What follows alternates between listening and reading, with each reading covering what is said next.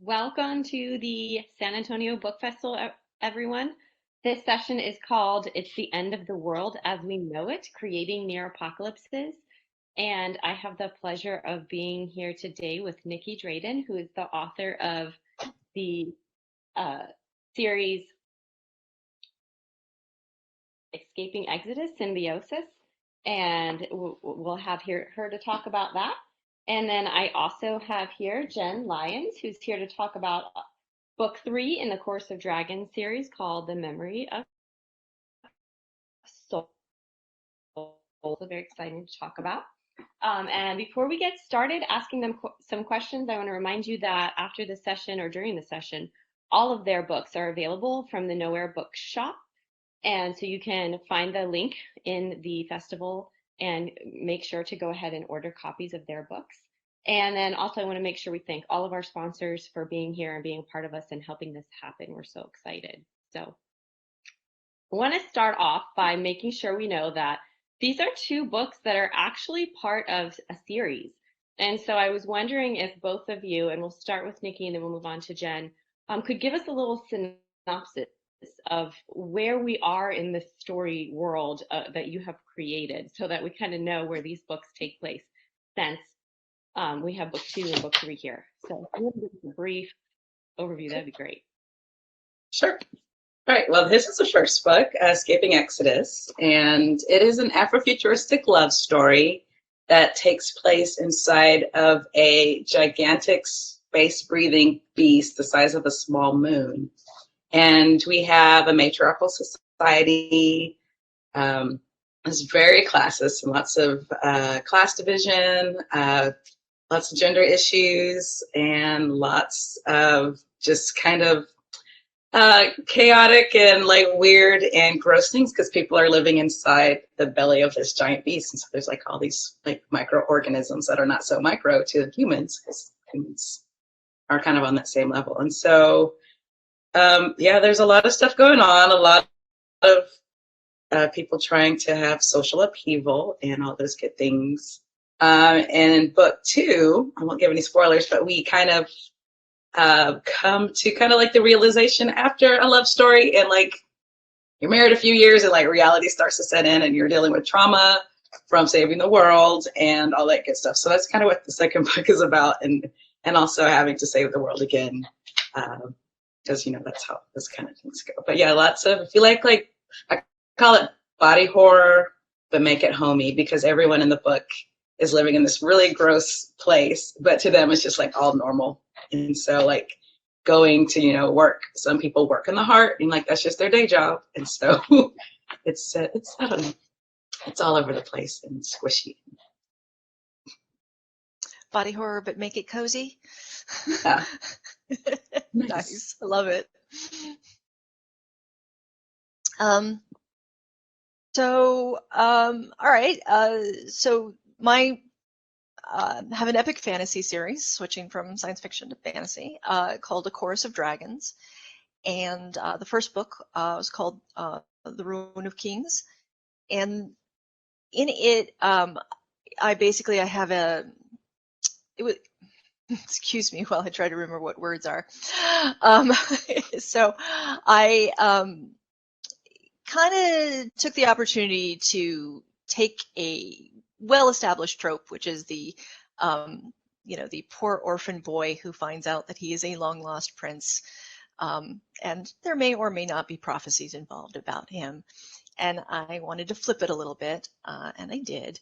So he does indeed find out that he is a long-lost prince, and he also finds out that that his family is terrible, and that realizing that he is a prince is kind of actually the worst thing that's ever happened to him.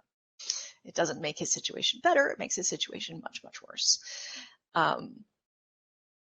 And so the first book was him kind of coming to dealing with that, and then the second book continued his story, but also split off a little bit to deal with some of the other people who are moving forward.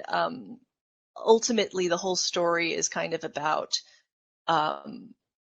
there's there is this ancient evil god that is trapped, and there is a prophecy that says that well, it's not really clear if our hero is supposed to save everything or destroy everything. Depending on how you feel about that, you fall on various sides of helping him or hindering him. So they're trying to prevent this evil from getting free, our hero is, and there's a lot of stuff that comes from that. So book 1 and 2 was kind of the lead up, and then book 3, Memory of Souls, is really when everybody is it's when stuff starts to get good. I mean, there's stuff happening prior to that. That's all preparation for it. But then book 3 is when we really, when the roller coaster really takes off, in my opinion. And then I should mention that the 4th book, because it's not a trilogy, the 4th book comes out May 11th, so just around the corner. That's The House of Always, which is where obviously the story continues, but where I deal with some of the trauma that comes from, you know, apocalypses and saving the world and such. That's great. Yeah. So how do you think your books fit this title about apocalypses and near apocalypses? Like, how would you say your stories line up with this? Like, why were they chosen for this? Do we want to start with you this time, Jen? Sure, absolutely. So, well, because, you know, my books are really about the end of the world in the story that it's set in. You know, how exactly that's going to be accomplished, if it's through the release of this dark god, or if it's you know, through our hero, if he's really going to destroy the empire. But there's definitely a lot of concern that that's where it's heading, you know, that things are starting to happen, and that as a result, everything is going to go very, very bad. So I do think that those are the stakes, is end of the world kind of stuff. Yep. For Escaping Exodus, it's kind of an iterative process. In the first book, humanity has escaped Earth because of an apocalypse that had happened like 1,000 years ago. So that was kind of the first escape. I mean, literally it's escaping, like escape. I don't know. But so we have, humanity has settled on these beasts, and they've figured out a way to live within them. And that process is a very destructive process for the beast. And so basically just siphoning off their life force over the course of, like, you know, a decade or two. And then there's a whole herd of them. So, you know, convenient. Everyone packs back in, everyone moves to the next beast, and life starts, you know, where you left off. And so in that situation, like, you're pretty much always on the brink of an apocalypse, because, like, the world is always ending. And you're just kind of, I mean, they pretend like it's not happening. And a lot of people have that privilege of not, you know, facing the facts. And it kind of ties into, like, our world. A lot of people have the privilege of not realizing that we're living in a dystopia. Not so many nowadays, but like, and so in escaping symbiosis. Wait, Escaping Exodus Symbiosis. Like, I cannot spell any of those words on the first try. I will mention. We have a even more impending doomsday kind of coming for people, that's forcing them to deal with kind of what they brought on themselves, and destructing their environment and abusing people, and just like creating this really bad living situation for a lot of people. So yeah, it's ending all the time, and you're in space, so it's like very precarious. You know, one wrong move can, like, end you. So yeah. So that I do want to also ask you about your writing processes, because both of you have built these elaborate worlds that stretch millennia and have beasts and creatures and long family lines. And how do you all keep that organized? Because I know I had to kind of like jot some notes and like who's related to who, and how are these connected? And then I did often rely at least on the charts that are in the Memory of Souls just to go through and who is this person, and how are they connected? So how do you do that in your writing? And then of course in the editing process, like just one little change cause a major ripple effect throughout the whole book that you have to go unravel. And then let's start with you, Nikki. Okay, I would say I have a hard time like keeping things straight, just because I enjoy letting my mind go where it wants to go, and a lot of times I don't really know what it's doing. I just kind of trust the process and trust that things will make sense in the end. And so like my first drafts are like usually very rough, and there's just like holes that need to be filled in, and like, you know, sometimes I'll change course and just not bother to correct anything beforehand. And so it's just like you got to go back and like reconcile things, to change people's names, just start calling them something else, and just like, yeah, just keep going. And so like for me, like the editing process is what I can rein everything back in, and I start doing a lot. That's when I usually do like my actual like world building, like official world building, and just see, try to put together what my brain like splattered on the page, and just like making maps is really helpful. Like I have a whole map of the beast and like where like different people live, and giving like, I like to give people, one of my favorite things to do is to go in and give like everyone a horoscope. And I have like this book, it's called The New Astrology by Suzanne White. It's like one of my favorite world building tools, which is not actually like anything to do with writing, but it crosses like Eastern and Western like zodiacs together. And so you get like 144 different like character kind of like descriptions. And so I go through and figure out like which matches the characters closely. And then like, it's just an easy way to kind of like a cheat sheet to build characters that way. And I don't know, it's just try to make things as concrete as I can in my mind. If it's like drawing out like the inside of someone's house, like their floor plan. So like I won't have them like walking towards a closet when they should be walking like towards the kitchen or something like that. So yeah, I really like that part of the process a lot. Well, so first of all, like all of the maps and charts and things in my books are my maps and charts. You know, I drew all of them, and they're what I use. So it makes it easy. I just go, and here they are. I have a wiki. I have a wiki that I keep all of the information in. And then I have to go back in and correct all of the information because it inevitably morphs during the writing process. So there's what I originally planned, and then there's what actually happens. These are not the same thing. I'm a little behind right now, to tell you the truth, in making those corrections. And then, you know, honestly, my writing process doesn't sound too terribly different from Nikki's. You know, there's a lot of the first draft is just getting it down.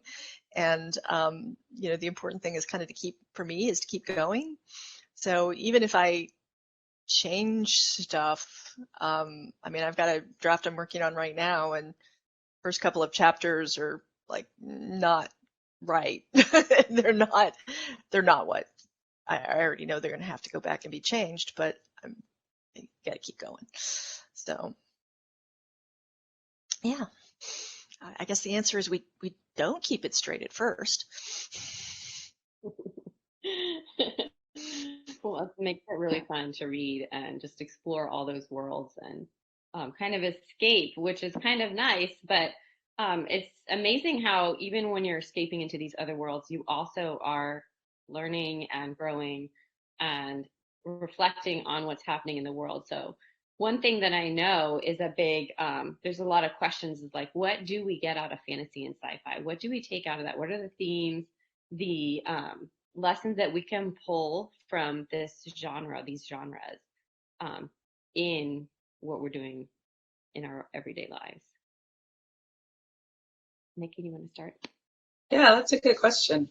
I think I enjoy writing in science fiction and fantasy just because it's mostly just like holding a mirror up to our own world and kind of extrapolating or adding elements to make it fantastical, but still talking about the same things that are happening in our personal lives and society as a whole.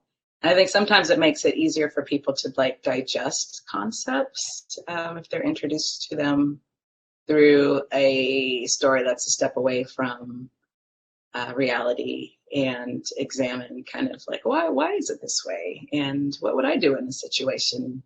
I think about for me, like one of my favorite, like, I don't know, scenes that made me really uncomfortable to read, but I also like really appreciated it, was in Octavia Butler's Dawn, which is like post-apocalyptic wasteland, and like a few survivors are rescued by aliens. And there's this one character who is tasked with, and they're kind of all in stasis, and one character has to pick out of everyone who's in stasis, like a core group of people to restart humanity. And I was just thinking like how awful of a situation that would be to be put into, and it's kind of an interesting thought process. And like nobody's perfect, and like how do you choose? And so I think we can pose more safely questions like that, and just kind of like get comfortable with your own uncomfortableness and kind of explore what you would do in those kind of situations. Yeah, I completely agree. I think it is a non-threatening way to address issues that under normal circumstances people might find very threatening. And I think it's so important. You know, that there's a lot of lessons in empathy and in critical thinking, in understanding that that science fiction and fantasy has the ability to present to people and teach in a way that otherwise they might not be receptive to at all. Also, it's a lot of fun because you get to examine some really wacky ideas, you know. So yeah, I had a lot of fun reading both of your stories, and also like just emotional roller coasters as well.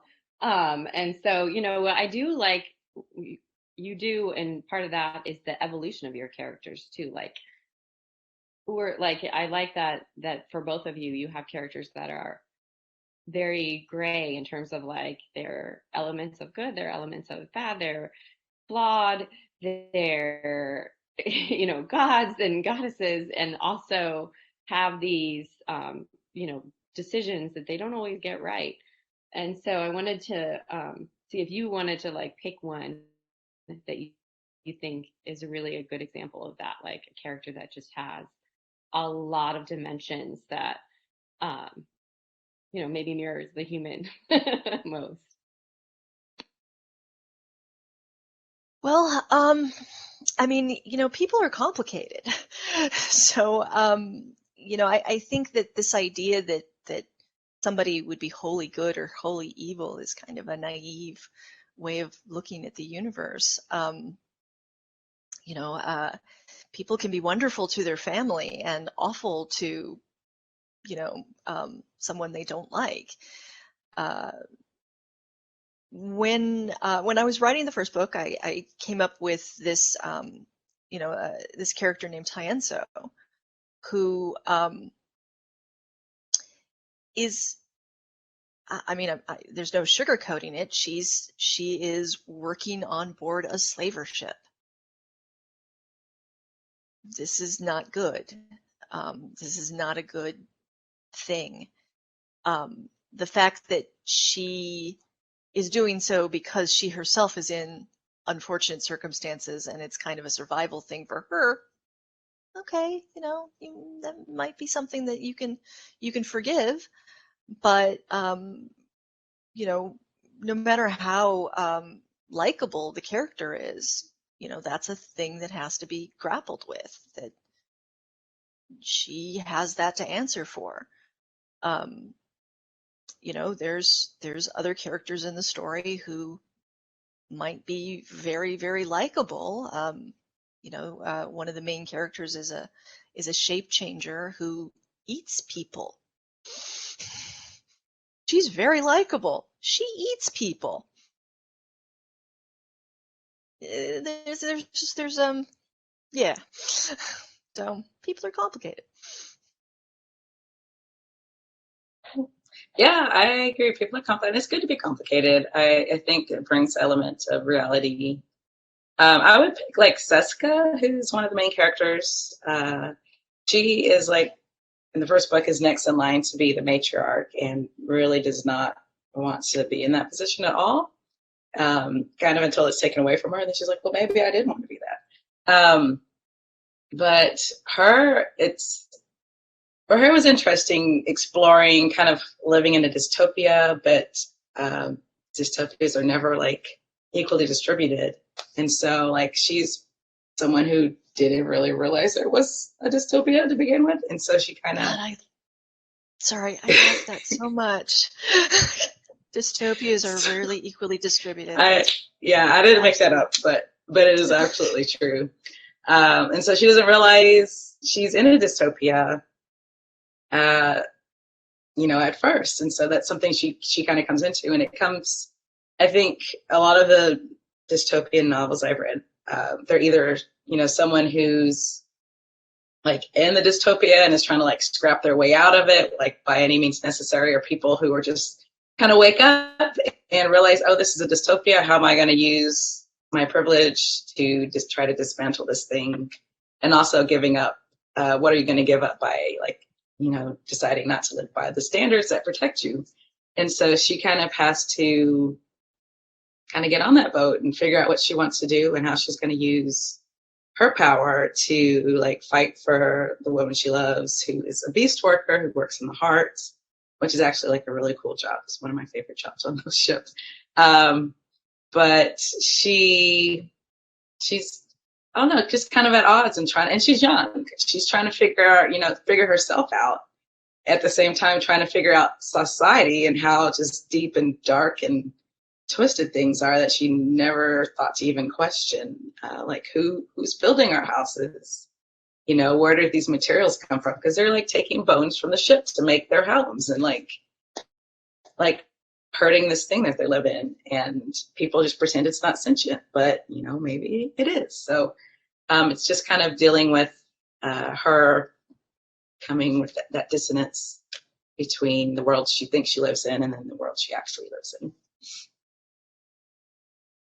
Yeah, and speaking of like the matriarchy that you created, so you have in that beast is a matriarchy, and then I know in Jen, in your book, you also have like the Morgagi have like a matriarchal system, sort of. Even though everyone starts off as male and then transitions to female as they age, so naturally the elders are female, and it is also kind of a matriarchy. So like, how did you I think it's great that like that gender is like a big part of it.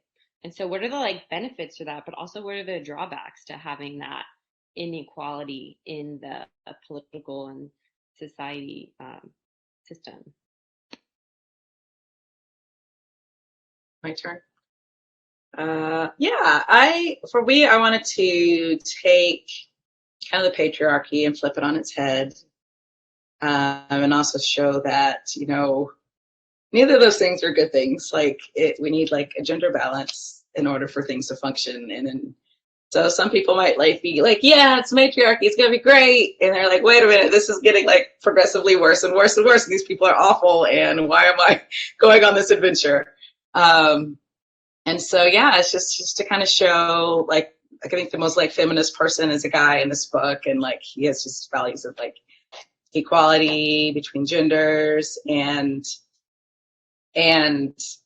he, I don't know, and like he's Seska, and he like there, you know, there's some love triangles and octagons going on here, but he and Seska kind of have a thing, and she doesn't see, like she's kind of getting into class, like understands class issues, but she just has no earthly comprehension of why a man would even like want to work outside the home. It's just like not fathomable. And then like and he's kind of like, you know, he's very like pro gender equality, except for like classism. Yeah, that's not a thing. It doesn't matter. And so it's just like these two kind of opposing things, and nobody's like 100% like perfect by any means. And so it's just fun to see the dynamics kind of in action and flipped, and seeing like the struggles of that these men who, like, there's some men who are trying to get more into politics and more into like working outside the home, and see them kind of, I don't know, kind of reversal. So, yeah. Yeah, so the main world is for the most part actually very patriarchal. The empire of Kur is very patriarchal. But I had this other race that are sequential hermaphrodites is the term for it. So it's a fish thing. They start off as male, and then as they progress in life, they become female. And they're matriarchal, but this isn't, you know, again, it's not a guarantee of good behavior. You know, the Morgagi men have a sort of,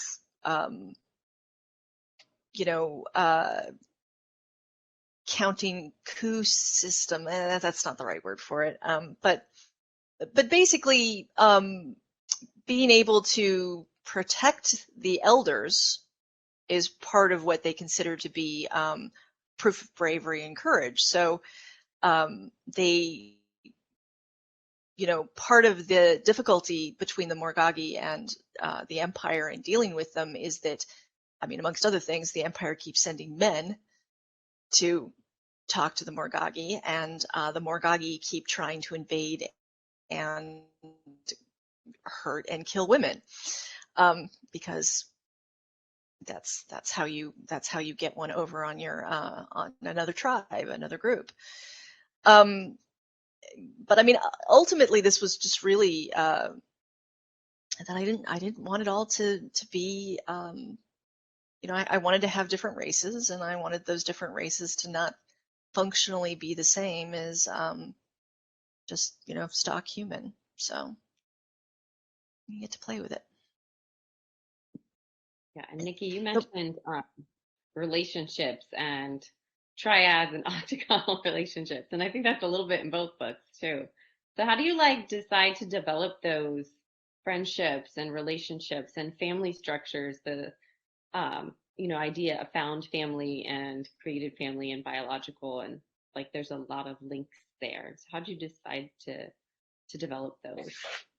Oh, I think one of the first scenes that came to me, and it was Seska, 'cause she's, I don't know, 14 or 15, like when the book starts.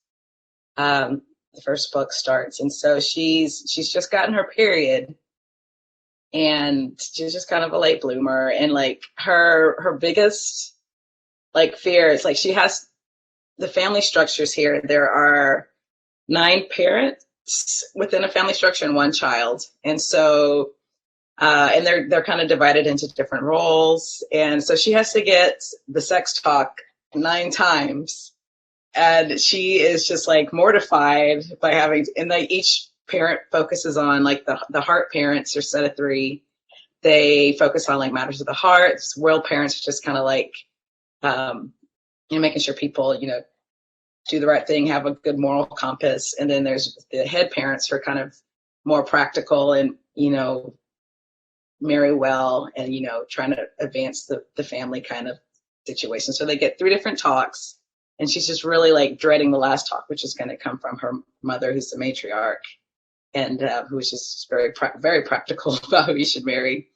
And so I don't know, that was just kind of like spurred the whole thing. I don't even know why that came to me, but like it kind of shaped how the families are, because coming from a place where resources are really scarce, they wanted to make sure like people would be able to like procreate and have children, but not necessarily have the space for everyone to do that. And so like making these family units around this one child, because you're only allowed to have one child, for the first book. And second book, that kind of gets lifted, and it's just like, you know, causes other issues, like how people don't have sisters and brothers and siblings, and so now what? And like, so people are kind of like excited, but also afraid of, you know, what that could mean.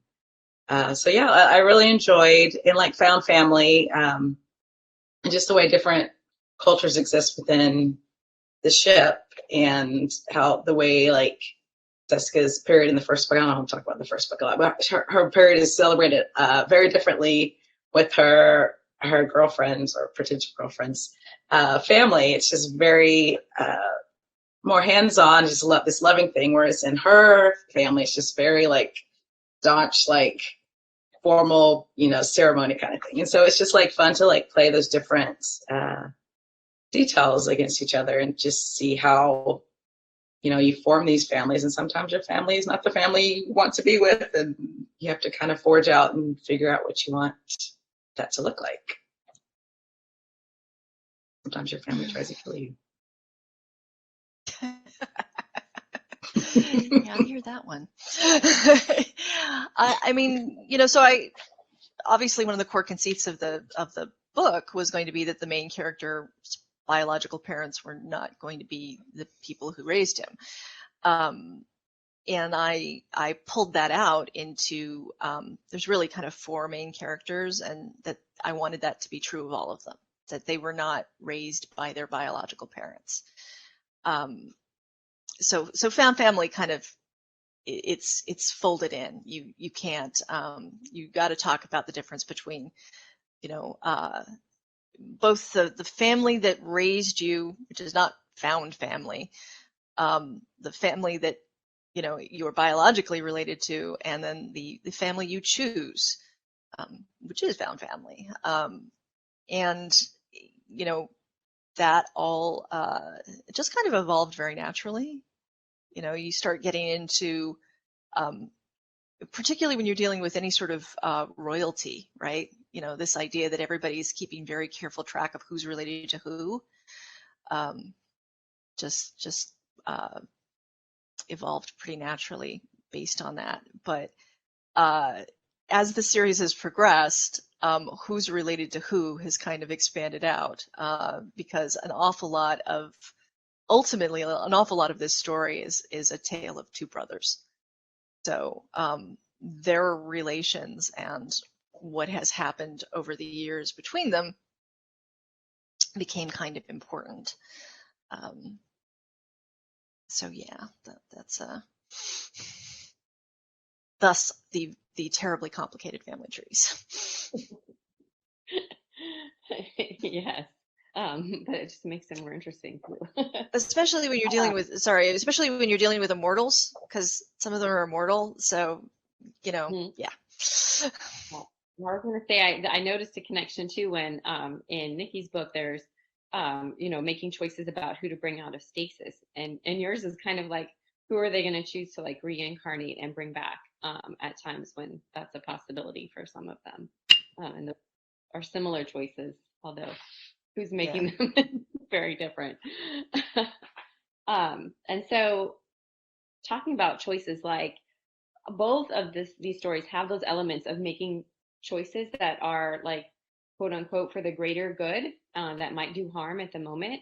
And so I want to see if you wanted to talk about some of those choices as best you can without giving the story away too much. But there are definitely probably several times in both of your stories where there are opportunities and choices made that may hurt some, but are made for the quote unquote greater good. Jen, you want to start? Yeah, should I start? Okay, cool. So one of the overarching themes of my books is kind of an examination of the idea that we always regress back to in times of trouble, that the ends justify the means. The things that we are willing to do and the sacrifices that we are willing to make and tell ourselves are acceptable because it is for the greater good. Whenever things get rough, there will always be people saying, yeah, normally we wouldn't do this, but this is the survival of X, or this is, whatever the reason is. And I really wanted to take a look at that because I hate it. So that really is one of the core themes that I wanted to talk about.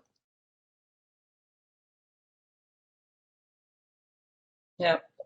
Yeah, I think that is a lot of what my characters are rebelling against. The idea of this greater good and what's done for the greater good. I guess in the first book, we have, they just have some really, really bad practices and that are kind of hidden and not talked about without giving too much away. And just people accept it.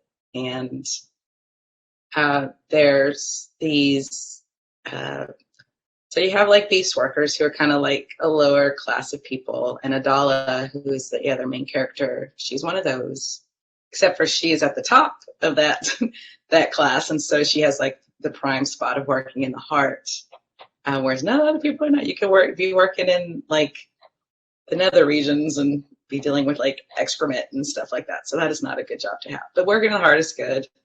And she sees a person who's helping her just haul away pieces of like tumor and stuff that they found in the heart that looks a lot like her, but she doesn't have any siblings. And so she's like trying to figure out like who this person is. And it kind of just gets sucked down this rabbit hole that like the truth just gets darker and more sinister. And her mother tells her, don't talk to this person, pretend they don't exist.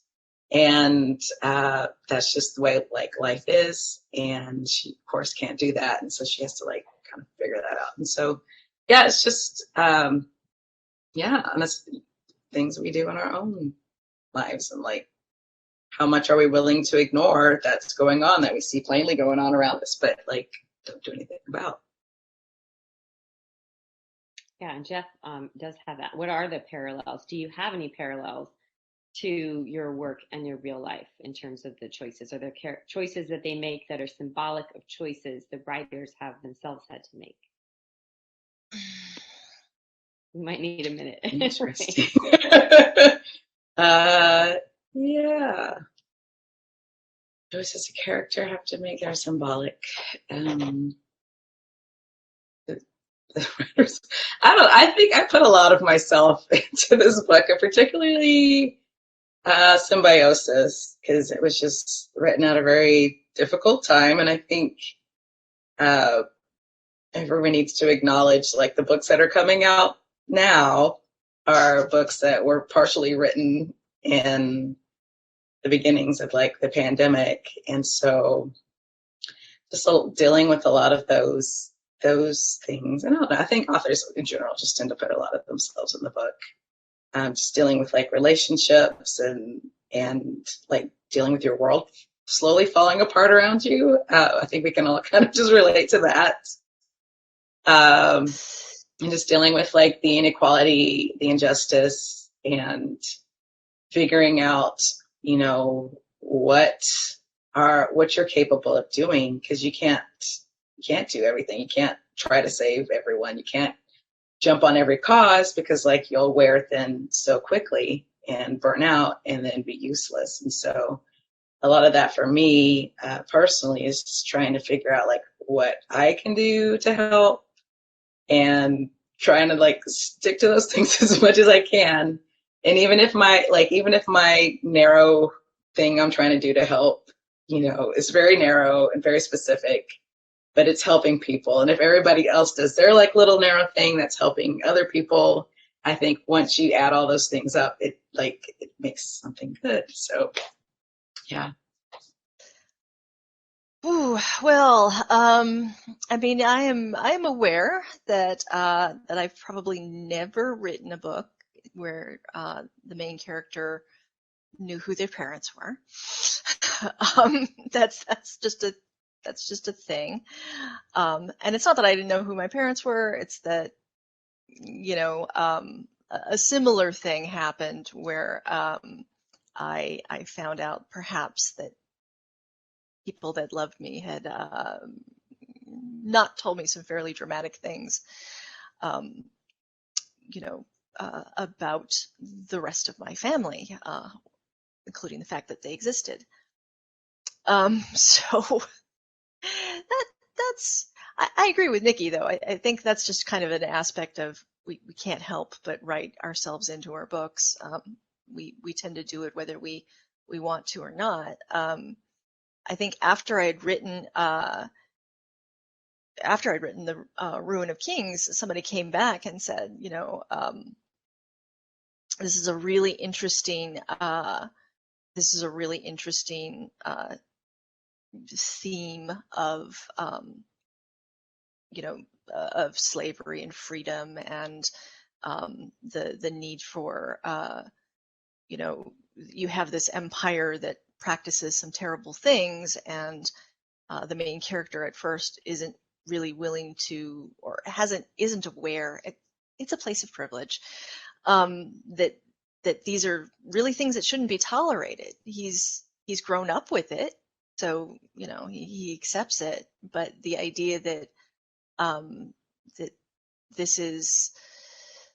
that he is part of a country that has a legacy that they refuse to acknowledge might be something that I, as a white woman, find applicable. Maybe. Just a little.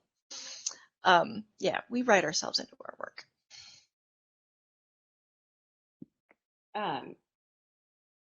So you also both have some really strong secondary characters in your books, for something maybe a little lighter. Like, I just loved Bardana. She's like the best. I don't know if I said her name correctly, but she's one of my very favorite characters. And then I also love Janelle in your book, Jenn. And so, like, how do you create these great characters too, and then like also not make them the center of the story, or are they? Well, I mean, Tienso, that I mentioned earlier, she was originally supposed to be like in and out in the first couple of chapters, and you'd never see her again. So sometimes characters elbow their way in and kind of demand more, word count devoted to them. But I'm glad you like Janelle, because she does in fact end up being one of the main characters, so that's good. But I mean, mostly it's just about treating all of the characters like they are themselves people, and have goals and needs and wants just like anyone else does.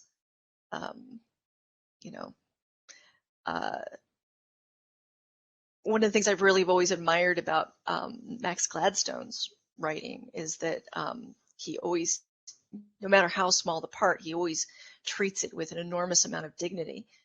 And I've tried to approach it in a similar vein. Yeah, I love Bardana.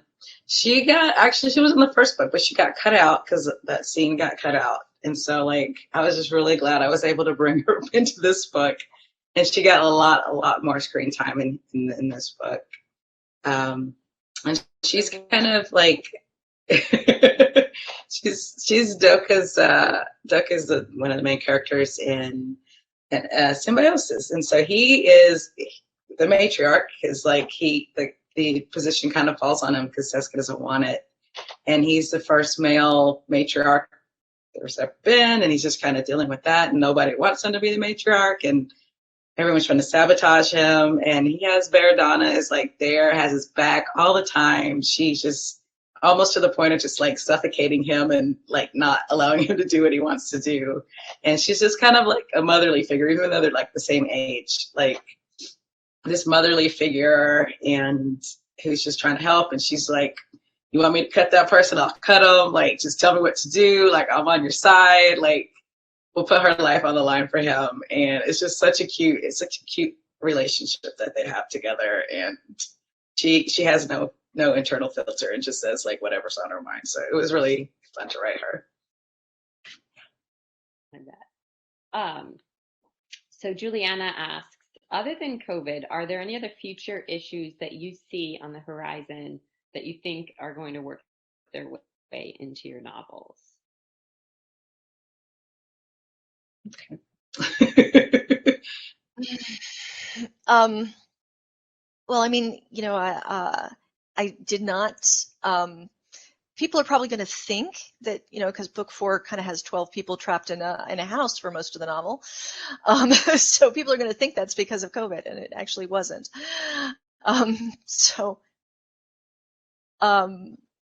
But you know, the truth of the matter, like we just discussed, everything that happens to an author sooner or later kind of does get folded in some manner into our work.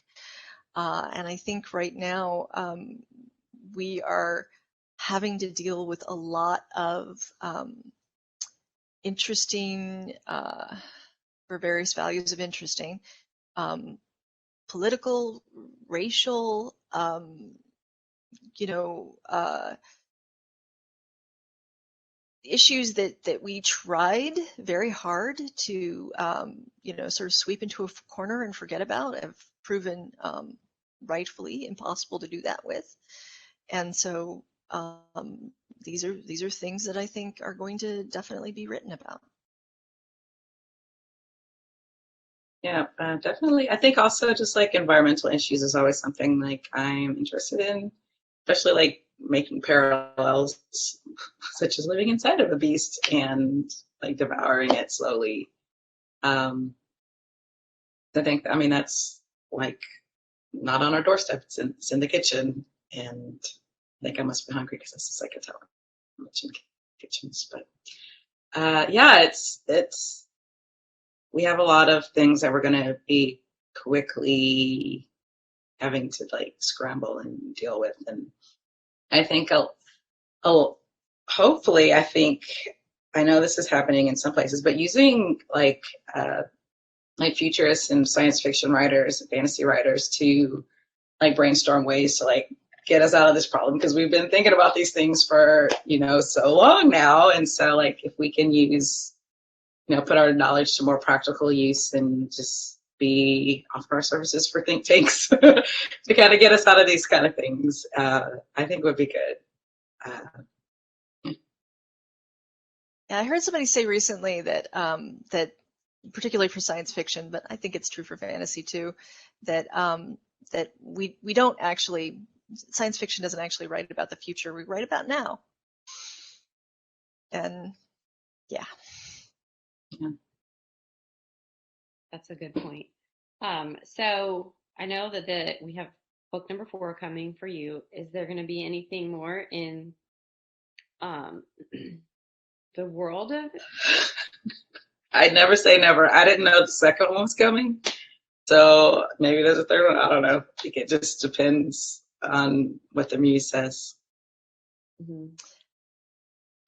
So mine's a 5-book series, so there'll definitely be one more after that. And as far as there being more books after, there certainly can be. It's a big world. There is plenty of room to write about all kinds of things. So I certainly am not discounting the possibility that I'll be writing future works there too. Exciting. So when you do when you plan out your stories, do you have an idea of how you might break them up, or do they kind of come like, okay, I'm just not done and I just need to revisit this one and again. It sounds maybe that's more what you're leaning toward, Nikki, but I'm just curious if that works, if that's part of your planning process, is planning out the different books. I have no plan. Like, I had barely a plan for the first one, so I definitely didn't see the second one coming. I mean, I did overall. I will say, like, I had in my mind when I originally envisioned the book, I had a more overarching plot that covered many more years than the first book ended up covering. And I just kind of got to the 9,000 word mark. I was like, well, I still kind of have half a story to tell here, but I'm at 90,000 words and my deadline's like 2 weeks. I think this is a good spot to stop. And like, that was a fine story. But it was just like itching. Like, after I turned in the story, like I pitched a different novel for my second book in the contract, and it was like fine. And then I had like, well, what? Maybe I could revisit this. And then they were like, yeah, do that. And so that's what I did. Yeah, I'm one of those outliners. So yeah, I knew it would be 5 books, and you know, I've spent 5 books writing towards an ending that I had from the very beginning. So no, that's pretty much how that's gone. The story can change while I'm writing it, but I definitely do start with a plan. So here's just a random question that I was thinking is like, because the endings of both of your novels are like very different, but would you call them, and without that way you don't have to give a spoiler, a happy ending? Oh, well, I think it depends on, you mean individually happy endings or series happy Well, endings? other than the third book. So since this session is mostly about the third book, would you say it has a happy ending, or just um how would Oh you no, describe? it doesn't have a happy ending at all. Yeah, in fact, I've had people react very, very strongly because they thought it was a trilogy, and they were very upset because the way it ends is not, yeah, it's not so great. It ends on a strong note, let's just say. So I keep having to tell people I do believe in happy endings. So you know, the series, it'll be okay. Everything will be okay. But book 3 is, yeah, a lot happens in book 3. I will say the book ends appropriately. I don't know, a little bit hopeful, but yeah, I don't know. It's a mixed bag. I'll say, yeah, it's a mixed bag. I'm sure most of the time a book ends the way it has to end. So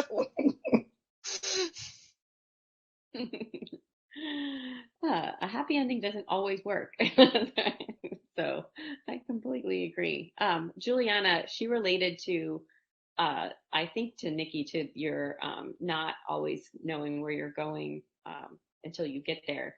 And so she kind of wants to know, she finds that she writes but doesn't always finish her books. Do you have any advice on getting to that Oh, end point? that's a good point. I think if you get stuck, if you stop, obviously, if you don't finish somewhere you stopped, so I would go back 10 pages or so and figure out like what went wrong. Did you go down the wrong path? And if 10 pages doesn't work, go back another 10 pages and just try to figure out when things were last really like clicking, and then just maybe take a different turn from there.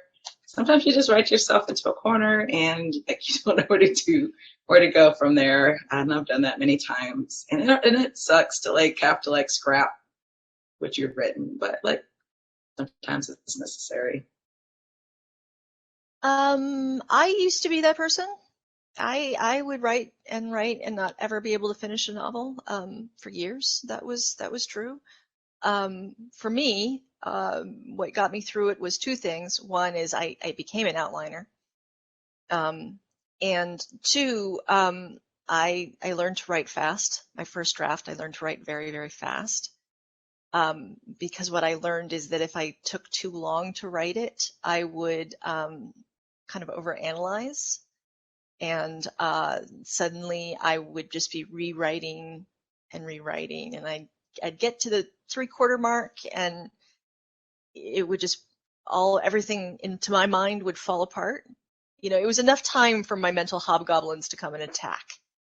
So what I've learned is I just have to get that first draft out, and then I can go back and, you know, get rid of stuff or rewrite stuff, you know, do what I have to do. But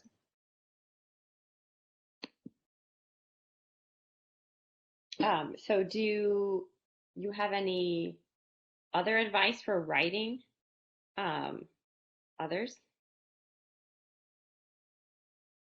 For others? I don't know. I just say, I don't know. just do what makes you happy. I'll say one thing, like when you start showing your work to other people, protect the heart of your story. Be open to like critique, but like sometimes you just get bad critiques, and like it makes me sad when people like take the critique and take the story in a direction that it didn't need to go because of a bad critique. So like figure out what the heart of your story is. Listen to advice, but like protect the heart of your story, because like not everybody's gonna understand your story, and maybe they might not be the audience for you. But don't let them ruin what your story is. In all of my years, yeah, it hasn't been that long, but I'm a big believer in I hate rules for writing. I hate, you know, like hardcore, these are the do's and do nots, because anytime anyone has ever brought those things up, you can almost invariably have some sort of example of someone who has been tremendously successful breaking whatever that rule is, whether it's, you know, don't have prologues, or don't, just any of it. There's only one rule that I've really discovered that I wholeheartedly agree with and push forward, and it's this: whatever you do it with intention. As long as you know why you did a thing, it's fine. But just understand why you're doing something. You know, take the time to actually think about what it is that you, why you're putting a particular thing there. It kind of feeds into Nicky's thing about critiques. If somebody, be open to critiques. If somebody, you know, points something out and you go, oh yeah, that's a really good point. Great. But if you meant to do something and somebody says, oh, I don't like it, hold on to that. You know what you're doing. You know why you're doing it. Don't let anybody else tear that away from you because somebody else has a different idea of what good writing is. Yeah, and I think we have one more question from Nikki. Writing in a specifically constrained element, the beast itself, do you ever find yourself literally writing yourself into a corner? Do you alter the layout of the beast or the story? That's an interesting question. I mean, there are corners like that happen. Like this book, they travel in the bile duct, and things get kind of sketchy in the bile duct. And like, I don't know if it's corner, but they get to an end, and it's not a great end. So they figure out the secrets, and you know, you can always like cut yourself and like get a knife and just cut yourself to the next section too. I do that. So I mean, yeah. As long as you have a knife, there's no corners in the beast. That's what I'm saying. That's great.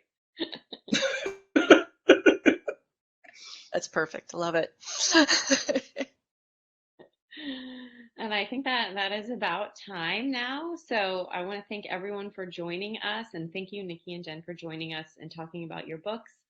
I hope everyone takes a minute to go look at the Nowhere Bookshop through the links that are in the chat, I believe, as well as on the festival site itself, to go and get copies of these books and all the ones. So yes, Escaping Exodus and the whole series of Chorus of Dragons. So when did you say the next one was out, Jenn? The House of May? Always comes out May 11th.